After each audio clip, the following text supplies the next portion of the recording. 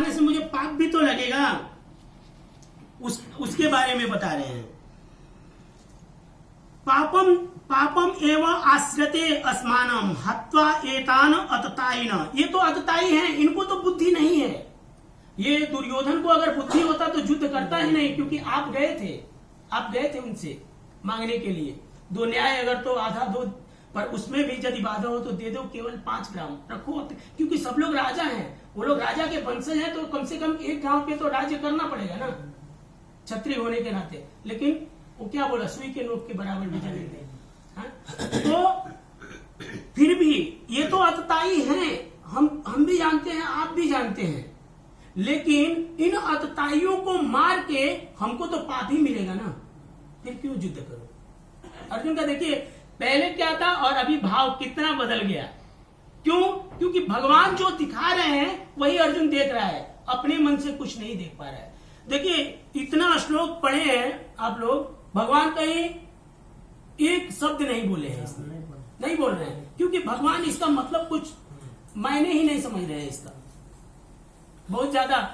और अंत में बोले हैं, अर्जुन तुम माया के वशीभूत हो गए, ऐसा चोर के माफिक काम कर रहे हो, तुम्हारा धर्म है युद्ध करना। भगवान जब पैदा हो तभी से माया को साथ में लेके आ गए। और ये चौथा बात बोल रहे हैं, 3 बात हो गया। पहला भौतिक करुणावश, दूसरा सुखों की हानि, तीसरा पाप लगना, और चौथा स्वजनों का वध, कुल वंश का नाश। जब कुल का नाश होता है तो देखिए अभी फला व्यक्ति से शादी करके और उसका जाति अलग हो जाता है, वो अपने कुल को कौन से हिसाब से अपने पितृ को पितृदान कर सकता है, किस हिसाब से करेगा? नहीं मिलता है, शास्त्र के हिसाब से नहीं मिलता है पितरों को। और जब पितृ को नहीं मिलेगा तो वो अगर पितृ कुल में है, पितृ लोक में है, वहां से भी नीचे गिर जाते हैं, च्युत हो जाते हैं और नरक में चले जाते हैं। हाँ? तो बताइए वो लोग आपको कष्ट नहीं देंगे क्या? पूरा पद्धति का विनाश हो जाएगा। अर्जुन बोल रहे हैं अगर, और इसमें युद्ध में देखो ना, कृष्ण बड़े बड़े राजा आए हैं, बड़े बड़े मंत्री आए हैं, पूरा कितने अरबों लोग आए हैं। इसमें अगर राजा जब मर जाएंगे तो उस राज्य में, जहां के राजा मरेंगे, उस राज्य में तो बाकी के लोग चोर, अतताई ऐसे हो जाएंगे ना, वैश्यावृत्ति ये सब हो जाएगी।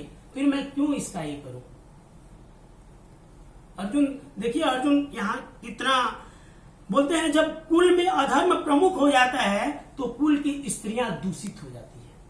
जब अधर्म प्रमुख हो जाता है, हम लोग अभी धर्म और अधर्म का मतलब ही नहीं समझ रहे हैं। धर्म क्या है? धर्म एक्चुअली क्या है? धर्म तो साक्षात भगवत परितम, जो भगवान के मुखारविंद से आया है उसी को धर्म है, वही धर्म है। तो एक्चुअली भगवत गीता इतना पावरफुल है, हम लोग इसको अच्छे से अगर समझने का प्रयत्न करें तो इसमें हर प्रश्न का जवाब है, हर प्रश्न का जवाब।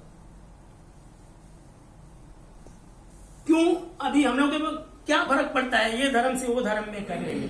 बहुत फर्क पड़ता है। देखिए यहाँ पे लिखा हुआ है ना। तो हे कृष्ण, जब कुल में अधर्म प्रमुख हो जाते हैं, कुल की स्त्रियां दूषित हो जाती है और स्त्रीत्व का पतन हो जाता है, वृषवंशी अवांछित संतानें उत्पन्न होती है। इससे संतान अपने स्थिति में नहीं रहता, अवांछित संतान उत्पन्न होती है। और अवांछित संतान उत्पन्न होने से क्या होता है?